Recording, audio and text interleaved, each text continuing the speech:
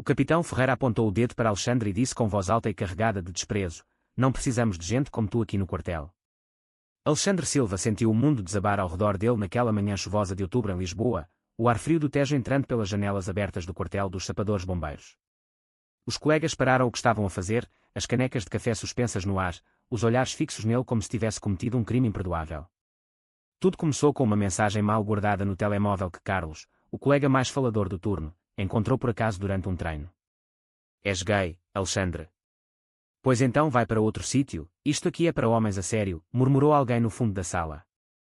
Alexandre engoliu em seco, o peito apertado, mas manteve a postura direita como aprendera desde o primeiro dia na corporação. Ele amava este trabalho mais do que tudo, o cheiro a fumo, o peso da mangueira, o grito das sirenes que o faziam sentir vivo. No entanto, naquele momento, o uniforme que sempre o orgulhara parecia-lhe agora uma prisão. Ele saiu para o pátio, o coração batendo forte, pensando no Miguel, o namorado que esperava por ele em casa com um jantar simples e um sorriso que apagava todos os problemas do dia. "Não posso contar-lhe isto agora", pensou, "ele já tem medo suficiente de me perder para o trabalho." A família em Alentejo também não sabia, a mãe sempre a falar de netos e do homem que ele ia ser. Alexandre caminhou até ao rio, as gaivotas gritando acima dele, e pela primeira vez questionou se valia a pena continuar a esconder-se. O dia passou em silêncio forçado, os colegas evitando-o como se tivesse uma doença contagiosa. Quando o turno terminou, ele pegou no carro e foi para casa, onde Miguel o recebeu com um abraço apertado. "Aconteceu alguma coisa?", perguntou o namorado, notando os olhos vermelhos. Alexandre mentiu pela primeira vez em meses: "Só um dia longo, amor." Naquela noite, deitado ao lado de Miguel, ele ficou acordado horas, revivendo as palavras do capitão, sentindo o peso do segredo crescer como um incêndio que não conseguia apagar. A cidade de Lisboa dormia lá fora, as luzes do castelo de São Jorge piscando ao longe, mas para Alexandre o sono não veio. Ele sabia que o preconceito não ia parar ali, que os dias seguintes seriam ainda mais duros, e algo dentro dele começava a quebrar-se devagar. No dia seguinte, o quartel parecia mais frio que nunca. Durante o treino matinal, ninguém lhe passou a bola no exercício de equipa, e quando chegou a hora do almoço, a mesa ficou vazia ao seu lado. O capitão Ferreira limitou-se a dar ordens secas, sem nunca olhar nos olhos dele. Alexandre cumpriu cada tarefa com perfeição, mas o coração doía a cada olhada de lado, a cada sussurro que ele fingia não ouvir. "Eles pensam que eu sou fraco", repetia para si mesmo enquanto lavava o caminhão. À tarde, chegou uma chamada de emergência pequena, um carro acidentado na Avenida da Liberdade. Alexandre foi o primeiro a saltar da viatura, ajudando a retirar o condutor ferido com mãos firmes e precisas.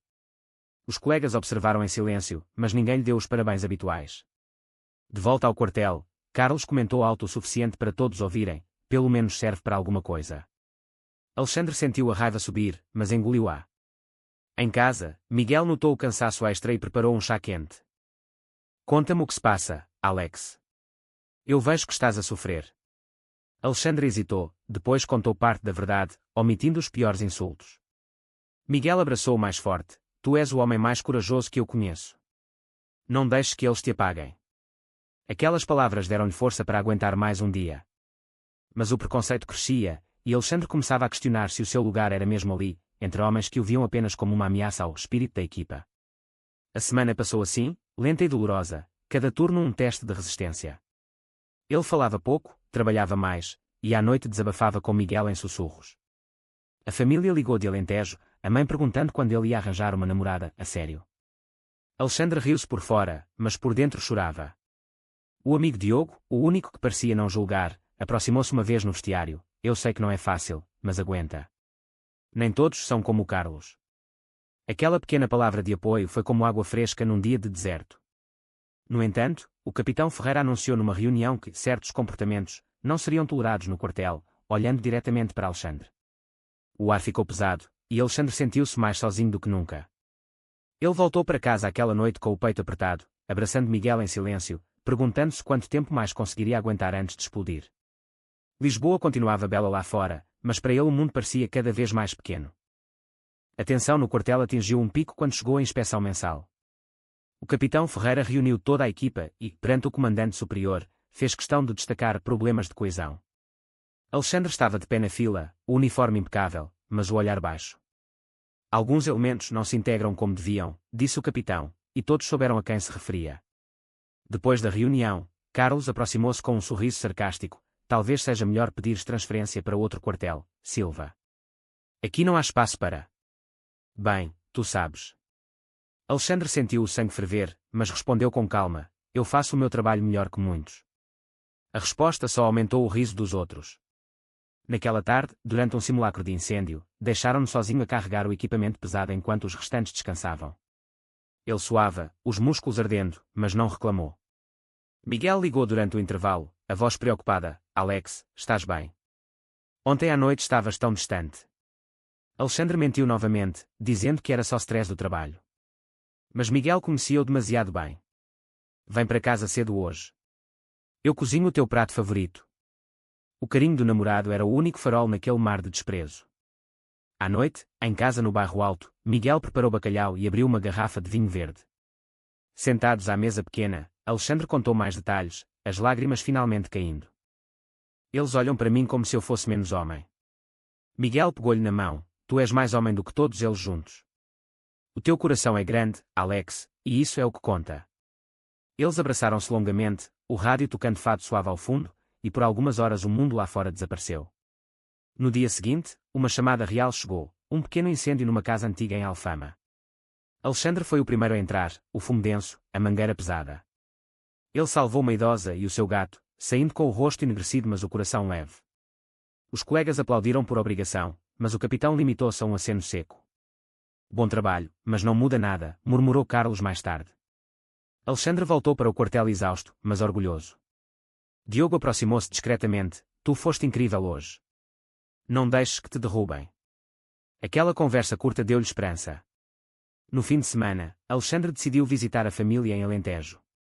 A mãe recebeu-o com o habitual abraço, mas o pai perguntou logo: ainda não tens namorada? Um homem da tua idade. Alexandre desviou o assunto, falando do trabalho. A irmã mais nova, Sofia, sussurrou-lhe ao ouvido: eu sei que há alguém. Conta-me quando estiveres pronto. O apoio silencioso dela foi precioso. De regresso a Lisboa, Miguel esperava-o na estação de comboios com flores. Senti a tua falta. Eles passearam pela Praça do Comércio, de mãos dadas discretamente, o vento do rio fresco no rosto. Alexandre sentiu-se vivo novamente. Mas segunda-feira trouxe mais humilhação. Durante o treino de salvamento, o capitão colocou-o em tarefas menores, dizendo que certos elementos não mereciam confiança total. Alexandre cumpriu tudo sem protestar, mas por dentro fervia. À noite, com Miguel, ele desabafou: eu quero sair, mas amo este trabalho. Miguel ouviu pacientemente: então luta por ele. Mostra-lhes quem tu és de verdade. As palavras ficaram a ecoar. A semana seguinte foi de pequenas vitórias internas. Alexandre ajudou num resgate de criança presa no elevador e recebeu elogios relutantes de alguns colegas. Carlos ainda zombava, mas menos alto. O capitão observava em silêncio. Aos poucos, Alexandre começou a sentir que talvez pudesse mudar as coisas. Ele treinava mais, estudava manuais novos, e à noite lia livros sobre coragem e identidade que Miguel lhe recomendara. O namorado tornou-se o seu porto seguro, os beijos suaves e as conversas profundas fortalecendo-o. Uma noite, Miguel disse: eu orgulho-me de ti todos os dias. Alexandre chorou de alívio. O outono avançava, as folhas amarelas cobrindo as ruas de Lisboa, e o coração de Alexandre ganhava força devagar. Ele ainda se sentia desprezado, mas agora tinha uma chama interna que nada conseguia apagar. O quartel continuava hostil, mas ele já não baixava os olhos. O inverno chegou a Lisboa com chuvas fortes e ventos frios do Atlântico. No quartel, a tensão não diminuiu. Uma noite de turno longo, o capitão Ferreira reuniu a equipa para uma missão especial: preparar-se para possíveis incêndios em edifícios antigos. Precisamos de unidade total, disse ele, olhando diretamente para Alexandre. Carlos riu baixinho: unidade. Com ele. Alexandre ignorou, concentrando-se no mapa. Durante o exercício noturno, ele salvou o manequim de uma sala cheia de fumo simulado com precisão milimétrica. O comandante superior, presente por acaso, elogiou: excelente trabalho, Silva. O capitão franziu a testa, mas não disse nada. No vestiário, Diogo deu-lhe uma palmada nas costas: estás a ganhar terreno, amigo. Alexandre sorriu pela primeira vez em semanas. Em casa, Miguel preparou um jantar romântico com velas. Hoje celebramos as pequenas vitórias. Eles dançaram devagar na sala pequena, o fado de Amália Rodrigues tocando baixo. Alexandre sentiu o amor crescer ainda mais forte. Tu és a minha força, sussurrou. No dia seguinte, uma chamada dramática: um incêndio numa fábrica abandonada perto do rio. Alexandre entrou primeiro, o calor intenso, o fumo negro. Ele encontrou 2 trabalhadores presos e tirou-os em segurança, tossindo mas vivo. Os colegas, desta vez, aplaudiram com sinceridade. Até Carlos murmurou: "Bom, Silva." O capitão limitou-se a um aceno. Mas o preconceito não desapareceu. Numa reunião privada, o capitão chamou Alexandre ao gabinete: "O teu trabalho é bom, mas o teu estilo de vida não combina com a imagem da corporação." Alexandre respondeu com firmeza: "O meu estilo de vida não interfere no meu dever." Saiu de cabeça erguida. Miguel ficou orgulhoso quando soube: "Vês? Tu estás a mudar as coisas." A família ligou novamente, a mãe insistindo em visitas. Alexandre decidiu contar parte da verdade à irmã Sofia por telefone. "Eu tenho alguém especial. É um homem." Sofia chorou de alegria: "Eu sempre soube. Apoio-te sempre."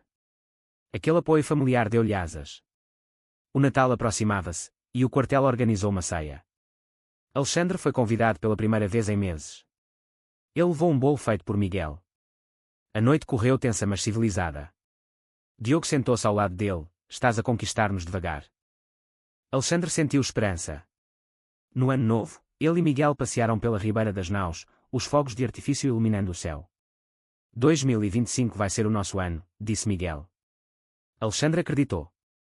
Janeiro trouxe mais desafios. Um colega novo, Pedro, juntou-se à equipa e, ao saber do rumor, aproximou-se de Alexandre: "Eu respeito o teu trabalho, independentemente de tudo." Mais um aliado. O capitão observava de longe, a expressão cada vez menos dura. Mas Carlos ainda provocava. Durante um treino, ele acidentalmente derrubou o equipamento de Alexandre. "OPS, desculpa." Alexandre levantou-se e disse alto: "Eu não vou desistir." O silêncio caiu. O capitão interveio: "Basta." Pela primeira vez, pareceu hesitar. Fevereiro trouxe chuvas torrenciais. Uma inundação em Alfama exigiu resgates complicados. Alexandre destacou-se novamente, salvando uma família inteira. Os jornais locais mencionaram a coragem do bombeiro Silva. O quartel ganhou visibilidade. O comandante superior felicitou publicamente toda a equipa, mas olhou para Alexandre com respeito extra. Miguel celebrou em casa com champanhe: "Eles estão a ver-te agora." Alexandre começou a sentir que o desprezo estava a dar lugar a algo novo. A relação com Miguel aprofundava-se, conversas sobre o futuro, talvez um apartamento maior. A família em Alentejo convidou-os para um almoço. "Traga o teu amigo", disse a mãe, suspeitando. Alexandre sorriu. O inverno terminava, e com ele parte da dor antiga. O quartel ainda não era perfeito, mas Alexandre já não se sentia sozinho. Ele treinava com mais garra, ajudava os novos, e à noite dormia tranquilo nos braços de Miguel. Lisboa florescia com as primeiras amêndoas, e o coração dele também. A primavera explodiu em Lisboa com flores nos jardins do Príncipe Real. No quartel, o ambiente mudara sutilmente. O capitão Ferreira já não o isolava nas tarefas, e Carlos limitava as piadas a olhares. Alexandre sentia o respeito crescer devagar. Uma manhã, durante o café, Diogo e Pedro sentaram-se com ele: "Estamos contigo, Alexandre." Ele agradeceu, o peito leve. Miguel, agora mais confiante, propôs: "Vamos fazer uma viagem juntos no verão." Eles planearam dias em Sintra, passeios de mão dada sem medo. A família em Alentejo recebeu-os num almoço tenso mas honesto. A mãe abraçou Miguel: "Se fazes o meu filho feliz, és bem-vindo." O pai ainda hesitava, mas não disse nada contra. Alexandre sentiu-se livre pela primeira vez. No quartel, chegou uma inspeção importante. O comandante superior elogiou o espírito de equipa renovado. Alexandre sorriu por dentro. Mas o teste verdadeiro aproximava-se. Uma noite de março, o alarme tocou forte: incêndio num prédio antigo no Chiado. Chamas altas, moradores presos. Alexandre liderou a entrada, o fumo denso, o calor sufocante. Ele salvou 3 crianças, passando-as para os colegas. Depois voltou para dentro, ignorando o perigo. Encontrou o capitão Ferreira preso sob uma viga caída, a filha dele de 5 anos chorando ao lado. "Alexandre, ajuda-me", gritou o capitão pela primeira vez usando o nome com respeito. Alexandre usou toda a força, levantando a viga com a ajuda de Diogo, tirando os dois em segurança. O prédio desabou minutos depois. A equipa inteira viu. Os jornais e a televisão chegaram rápido. "Bombeiro gay salva capitão e filha em incêndio dramático", titulavam. O capitão, no hospital, pediu para falar com Alexandre: "Eu estava errado. Tu salvaste a minha vida e a da minha filha. Obrigado." Alexandre chorou em silêncio. Miguel esperava no hospital com flores. Tu és herói, amor. A cidade inteira falava do feito. O quartel organizou uma cerimónia. Alexandre sentiu o peso do desprezo antigo desaparecer. A família ligou orgulhosa. Sofia chorou. Tu mudaste tudo. O romance com Miguel floresceu mais, planos de casamento civil no futuro. O capitão Ferreira, já recuperado, marcou uma reunião. Eu cometi erros graves. O Alexandre provou que o valor não tem a ver com orientação. Alexandre ouviu, o coração cheio. A equipa aplaudiu. Carlos aproximou-se. Desculpa, mano. Eu fui idiota. O perdão veio devagar, mas veio. Lisboa celebrava a primavera, e Alexandre caminhava de cabeça erguida. Miguel e ele passearam no Parque Eduardo VII, beijando-se abertamente pela primeira vez. Tu conquistaste o teu lugar, disse Miguel. Alexandre respondeu, conquistamos juntos. O crescimento era real, ele já não escondia, já não duvidava. A família aceitava, os colegas respeitavam, e o amor sustentava tudo. Mas o caminho não terminara. Faltava a desculpa pública. O verão chegou quente a Lisboa, o Tejo brilhando sob o sol. A corporação marcou uma conferência de imprensa no quartel. O capitão Ferreira, ainda com a perna engessada do acidente, subiu ao palco com Alexandre ao lado. Hoje peço desculpas públicas ao bombeiro Alexandre Silva. Eu e a equipa desprezamos o seu valor por causa da sua orientação sexual. Ele salvou a minha vida e a da minha filha, provando que o verdadeiro homem é aquele que arrisca tudo pelos outros. A equipa inteira, incluindo Carlos, curvou a cabeça e repetiu, desculpa, Alexandre. Os flashes dispararam, jornalistas aplaudindo. Alexandre falou com voz firme, eu só fiz o meu dever. Espero que isto abra portas para outros como eu. Miguel assistia na primeira fila, lágrimas nos olhos. A notícia correu o país. A família em Alentejo viu na televisão e ligou orgulhosa. Tu és o nosso herói, disse a mãe. Sofia gritou de alegria. No quartel, a rotina mudou para sempre. Alexandre agora liderava treinos, ensinava os novos, e o capitão consultava-o em decisões. Diogo e Pedro tornaram-se irmãos. Carlos ofereceu uma cerveja, vamos começar do zero. Alexandre aceitou. Em casa, Miguel preparou uma festa pequena. Tu mereces isto tudo. Eles dançaram até tarde, o futuro brilhante. Alexandre refletiu sobre a jornada, do desprezo ao respeito, do medo ao orgulho. Ele crescera, tornara-se mais forte, mais seguro da sua identidade. O amor com Miguel solidificara-se, a família unira-se, a sociedade começava a mudar. Uma tarde, passeando no mirador da Senhora do Monte, Alexandre olhou para Lisboa e sentiu paz. Valeu a pena cada lágrima, disse a Miguel. O namorado beijou, e ainda há tanto para viver. O outono voltou, mas agora com cores de vitória. Alexandre continuou no quartel, inspirando outros bombeiros a serem autênticos. O capitão Ferreira tornou-se mentor. A história chegou aos jornais nacionais e até internacionais.